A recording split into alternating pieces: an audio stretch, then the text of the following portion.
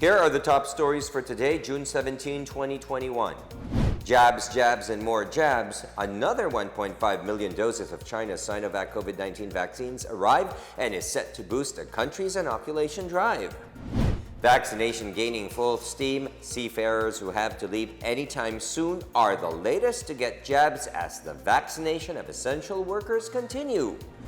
No time in the day to get a jab? No problem, as Quezon City rolls out its night vaccination for essential workers. Some cities also roll out jabs for the indigents. And heads up, tourists both young and the young at heart. Travelers from the NCR Plus region can now visit Boracay and other tourist destinations under modified GCQ.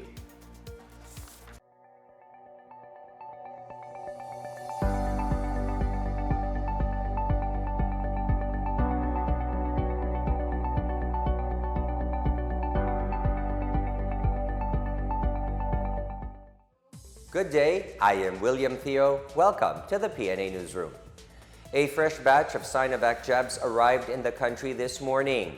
The 1.5 million doses that arrived today is the third shipment of Chinese-made jabs in the country for this month alone. The latest shipment of Sinovac arrived this morning via Cebu Pacific flight at the Ninoy Aquino International Airport. The Philippines has received a total of 12,705,870 vaccines, both government procured and donated as of June 16. Vaccine czar Carlito Galvez Jr. earlier said that the stable delivery of Sinovac vaccines has significantly supported the government's expansion of its vaccination program to the A4 priority category. He also said that public demand for Sinovac has greatly increased. Vaccination for seafarers starts today. The national government allotted 2,000 Pfizer jabs following their request to be inoculated with the brand as required by their employers. The details from Benj Mondal. In a symbolic vaccine rollout held at the Palacio de Maynila, around 2,000 seafarers of Magsaysay Maritime Corporation received their first dose of Pfizer jabs. Presidential spokesperson Harry Roque confirmed the use of the brand because it is a requirement in their job. Among the government officials who were present in the event were Senator Joel Villanueva, Trade Secretary Ramon Lopez, Labor Secretary Silvestre Bello III, Manila Mayor Isko Moreno, and Manila Vice Mayor Hani Lacuna Pangan. Senator Villanueva said Filipino seafarers are very important in the maritime industry as 1 in every 3 seafarers in the world is a Filipino. Mayor Isko Moreno meanwhile said the best crew in the world is the Filipino crew and that he also dreamed of becoming a seaman when he was a child. Meanwhile, Testing czar Secretary Vince Dizon said other manning agencies may coordinate with their LGU for the vaccination of their workers, especially those who already have travel schedules. He also said the government procured jabs such as Moderna and Johnson & Johnson will arrive next week. Donations from the COVAX facility may also arrive next week. For the PNA Newsroom, I'm Benj Pondo. National Task Force Deputy Chief Implementer Vivencio Dizon said priority vaccination is not only for seafarers but for OFWs who are scheduled to leave in the next 4 months. Kung ikaw ay isang OFW, no, whether seafarer or land-based, kapag ikaw ay may kontrata na pinapakita na ang deployment mo ay within the next 4 months, kahit saang vaccination center, pwede ka pumunta sa ating mga cities sa NCR Plus 8, no? Sa buong bansa, no? Pakita mo lang yon, babakunahan ka nila. About 2,000 essential workers belonging to the A4 priority category were inoculated at the grounds of the Quezon City Hall Wednesday evening. This as the city's government launched its Bakuna Nights so that workers who are unable to skip their daytime job can line up in the evening. The city government has allotted 2,000 doses of COVID-19 vaccines every night for the initial 4-day run of the program starting Wednesday until Saturday from 6 p.m. to 10 p.m. It says QC Bakuna Nights will continue and may even be expanded to other sites if more supplies are delivered to the city. Hanggang kailangan po ng masa ng Pilipinas ng Quezon City po na magkaroon ng bakuna na ganitong oras, ibibigay po yun ng Quezon City government. Ang atin lang po kinakailangan para magapi po natin ang pandemya, magkaroon po tayo ng malawakan na bakuna. Kakayanin po natin, sama-sama po tayo, hindi man bigla, konti-konti po natin matatapos ang pandemya na to. Fight, isa pong QC, matanalo po tayo sa pong buong QC. Yung para po sa kaligtasan po, para makaiwas sa COVID po, para hindi po agad-agad makakana ng COVID, mawala. Meanwhile, Quezon City residents have been complaining about the inaccessibility of their Easy Consult website for their online vaccination appointment. Easy Consult earlier admitted slowness in its platform and that they are constantly upgrading its system. However, Mayor Joy Belmonte said they are considering filing charges against the company by tomorrow if there would be no significant improvement in the app. Manila and San Juan fast-track their vaccination program as more jabs arrive in their localities.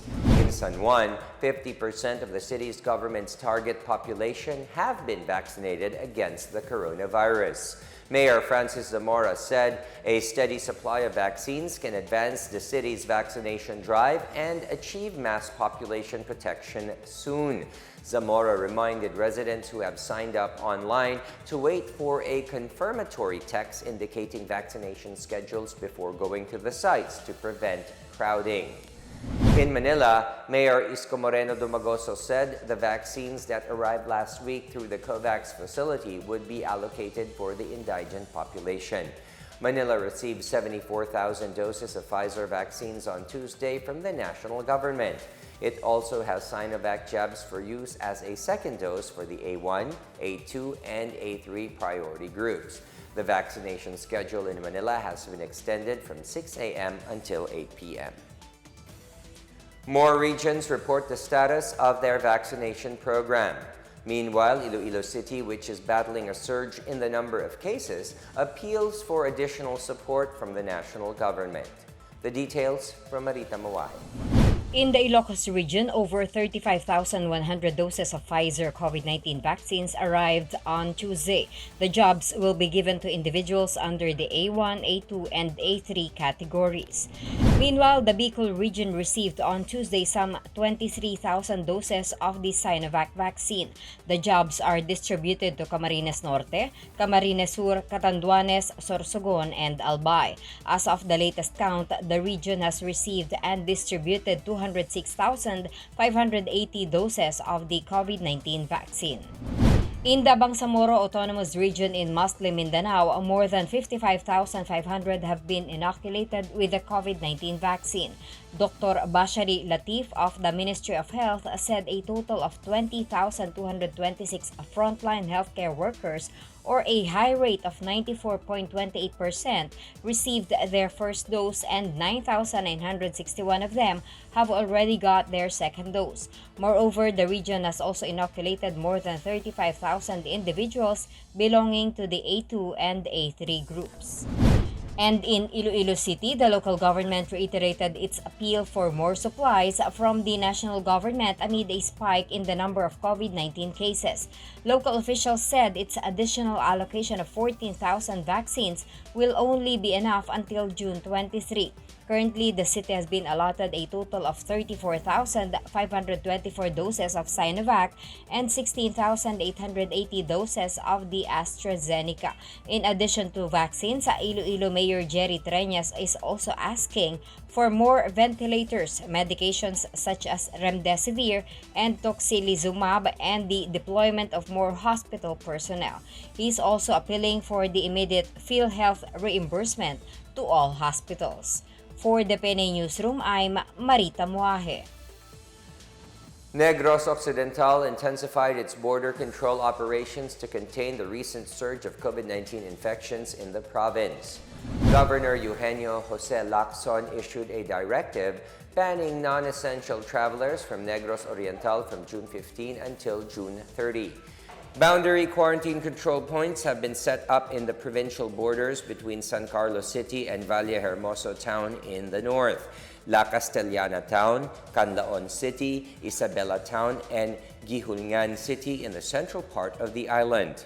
In the south, quarantine control points are set up in Cabancalan City, Mabinay Town, Hinubaan, and Basay. Within Negros Occidental, quarantine control points at the boundary of Bacolod were also strengthened in Talisay City in the north and Bago City in the south. Meanwhile, Bataan is back to modified enhanced community quarantine or MECQ status with a recent spike in the number of COVID-19 cases there. Provincial IATF Vice Chair Dr. Rosana Bukahan said the rise in the number of cases was due to increased mobility of people within the province and those who are coming from other areas. As such, the local government puts up more checkpoints and implements stricter health protocols. COVID-19 cases continue to decrease in the National Capital Region or NCR.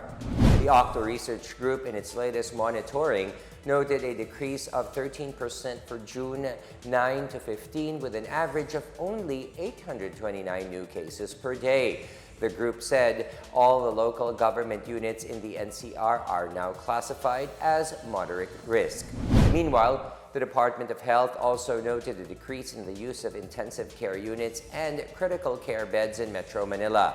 Health Undersecretary and Treatment Czar Leopoldo Vega said the utilization rate has gone down to 50% and is now in the low-risk category. However, he said some cities moved to the high-risk category, including Makati, Muntinlupa, and Rizal.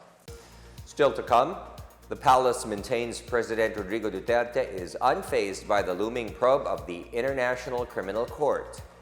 And the Transportation Department looks to increase passenger capacity to address commuters' woes. Details ahead. This is the PNA Newsroom.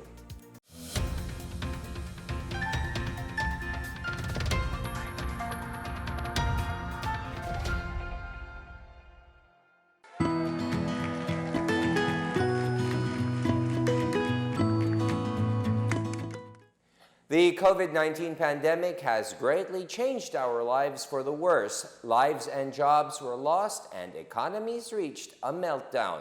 Thanks to the arrival of safe and effective vaccines, we are one step closer to normalcy.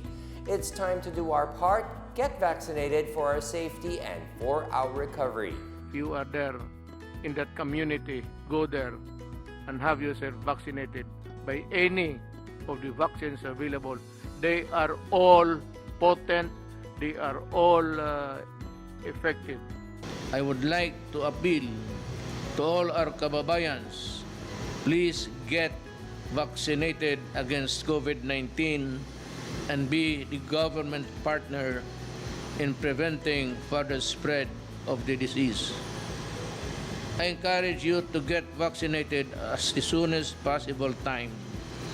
These vaccines are safe and they are the key to reopening our society. The need for international solidarity and cooperation cannot be made clearer than this pandemic because everyone is safe. No one is safe globally until everybody is safe. Vaccines work.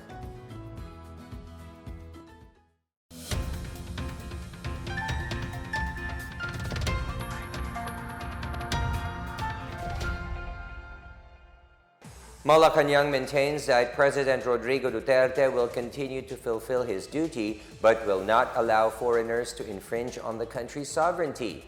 This after the International Criminal Court requests for judicial authorization to investigate the government's crackdown on illegal drugs. Presidential spokesperson Secretary Harry Roque said the president has not been bothered by this case and that the ICC can do whatever they want even as the chief executive refused to cooperate with the probe. Contrary to what critics say, Roque emphasized that President Duterte will never tolerate any police abuses about the campaign against illegal drugs, insisting that the president has nothing to hide from the international community. He said that only local courts have excluded exclusive jurisdiction over him. Roque also wished the ICC good luck in collecting primary evidence to prove allegations of extrajudicial killings and other abuses in the anti-illegal drugs campaign.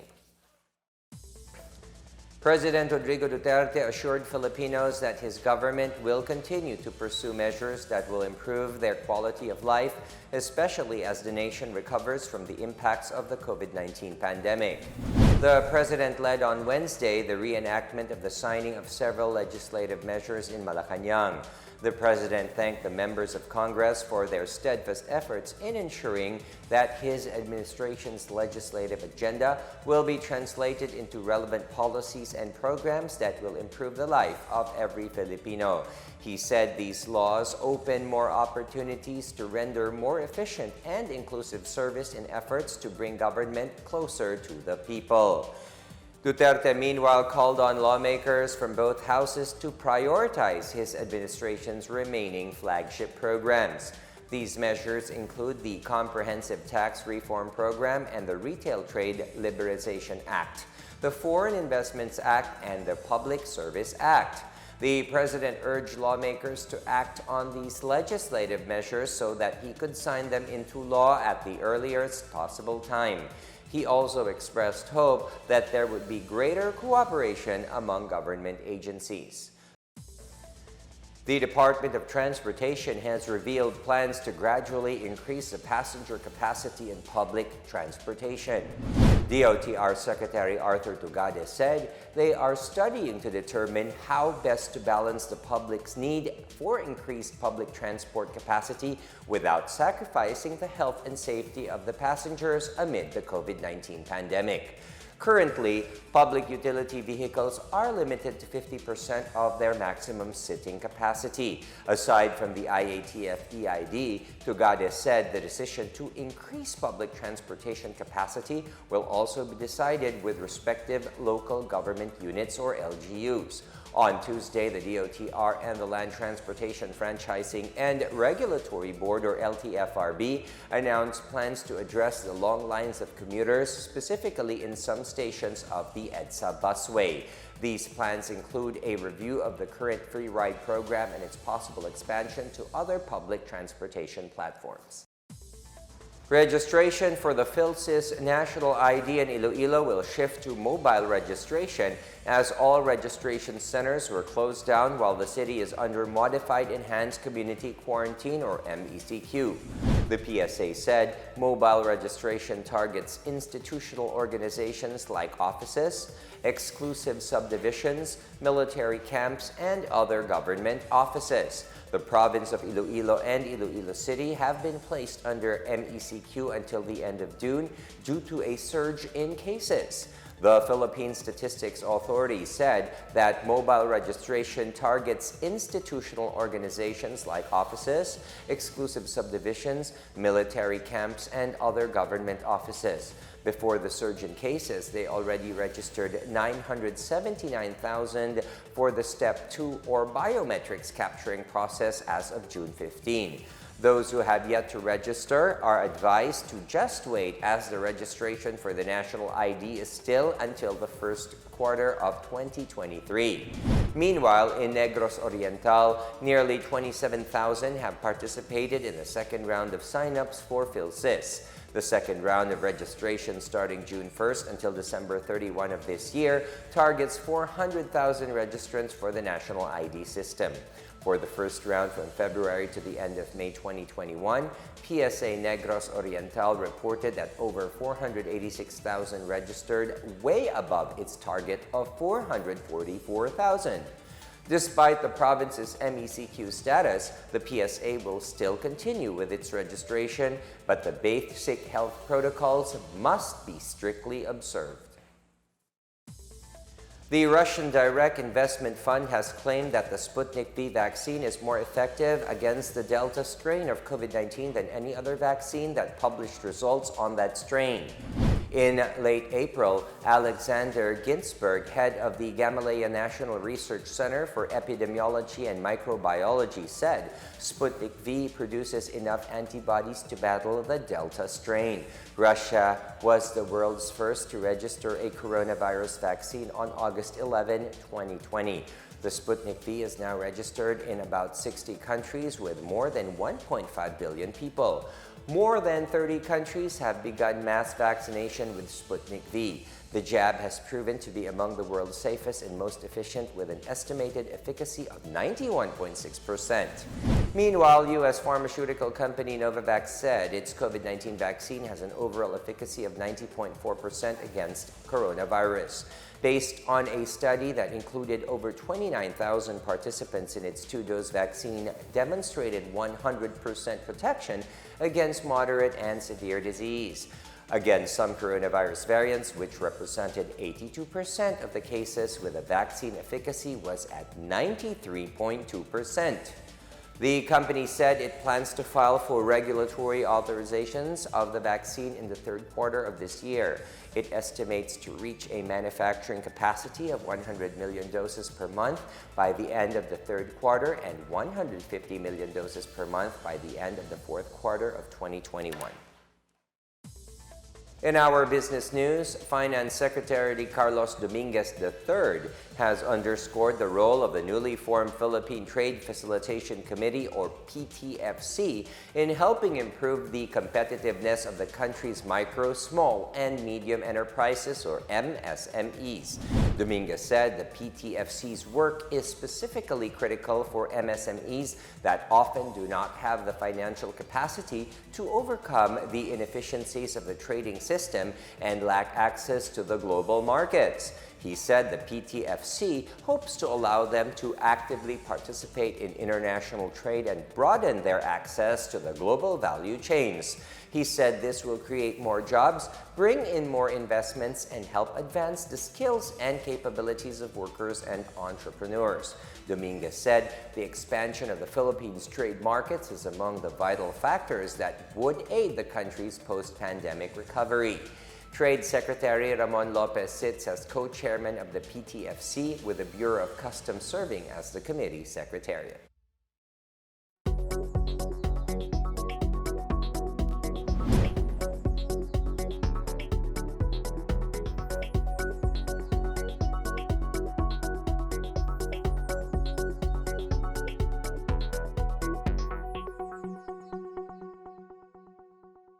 Up next, the government is not backing down to the communist terrorist blackmail tactics for the resumption of peace talks.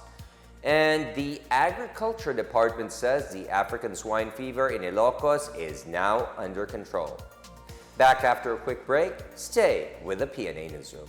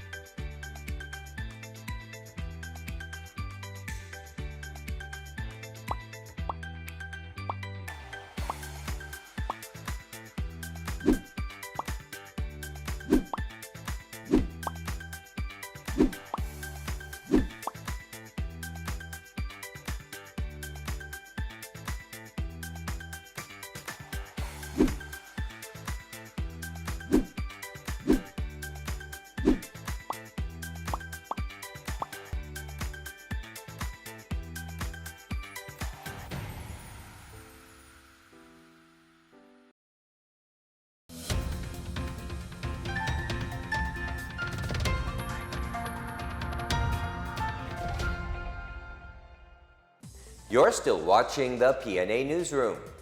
Government troops reported the continued use of child warriors and anti-personnel mines by the New People's Army in recent clashes in its pursuit to establish communist rule.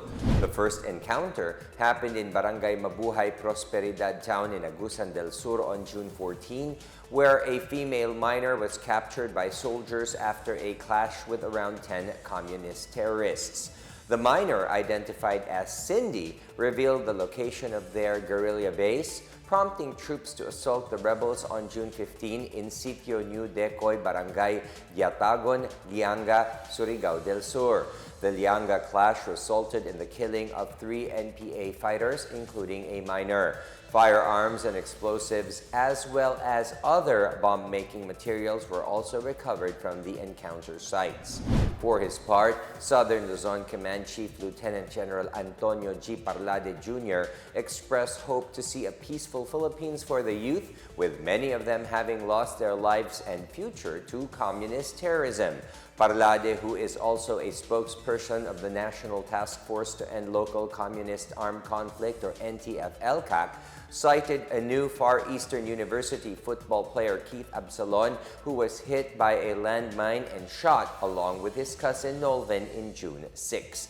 Parlade had assured the Absalon family that the government will give justice for the senseless killings. He said he hoped that Keith's death will serve as an awakening for Filipinos on the atrocities of the CPP-NPA. The government vows not to give in to the use of anti-personnel mines by the CPP-NPA force and blackmail it to restart peace talks. National Security Advisor Hermogenes Esperon Jr. said that with President Rodrigo Duterte's permanent termination of peace talks with the CPP-NPA-NDF in March 2019, communist terrorist groups are resorting to blackmail the government via their indiscriminate use of APMs. He added that the CPP-NPA staged terrorist acts to bluff and compel the government to engage into peace talks that are favorable only to them. Esperon said the CPP-NPA-NDF is mistaken if they think that the armed forces and police cannot defend Filipinos against their atrocities. Being on the receiving end of landmine attacks during his military career, Esperon said he is supportive of all calls to remove this kind of weapon from use once and for all. The Department of Agriculture reports that there has been no new cases of African swine fever in the Ilocos region for the past month. The DA regional office is now in the process of disinfecting ASF-infected areas. DA Ilocos Region Director Nestor Domenden said they have distributed sentinel pigs in some areas like Labrador, Lingayen, and Aguilar towns in Pangasinan. He said they will increase their population if the pigs don't get sick in 2 months. The DA has also released over 120 million pesos for the indemnification program to ASF-affected families in the region. Meanwhile, the Iloilo Provincial ASF Task Force has confiscated and disposed of over 600 assorted items with pork ingredients. The items were confiscated from various supermarkets in the province and the Iloilo International Airport. The African Swine Fever Prevention Ordinance of Iloilo bans the entry of livestock transport carriers and hog vans without disinfection certificate or ASF-free certificate from the point of origin or port of exit. Dr. Darrell Tabuada of the Provincial Veterinarian Office and co-chair of the task force said a product with pork ingredients that was manufactured in an ASF-affected area is considered a banned product. Tourists of all ages are free to travel from the NCR Plus bubble to Boracay and other tourist destinations under modified general community quarantine until June 30. Tourism Secretary Bernadette Romulo Puyat clarified on Wednesday that restrictions had been relaxed even for seniors and young travelers since June 1. The Interagency Task Force had allowed the movement of persons traveling in and out of Metro Manila, Bulacan, Cavite, Laguna, and Rizal, subject to certain restrictions. Interzonal travel shall be subject to RT-PCR testing before travel for those below 18 and above 65. and other restrictions imposed by the Department of Tourism and the local government unit of destination. The Malay Municipal Tourism Office revealed that a total of 9,066 tourists arrived in Boracay through Katiklan from June 1 to 13. Of this number, 890 are travelers aged 0 to 12 years old, while 178 are aged 60 and above. Telehealth service Consulta MD has announced its plan to expand the app's accessibility to the public as the demand for telemedicine increases amid the COVID-19 pandemic. Access to the Consulta MD app will be available at gas stations, malls, and also bundled with other brands soon. The app offers 24/7 hotline or consultation with doctors. It is free for Globe postpaid subscribers or for as low as 60 pesos for other users. Consultations made through Consulta MD have increased by 461% in 2020 compared to the previous year as more people avoid going to hospitals for fear of infections.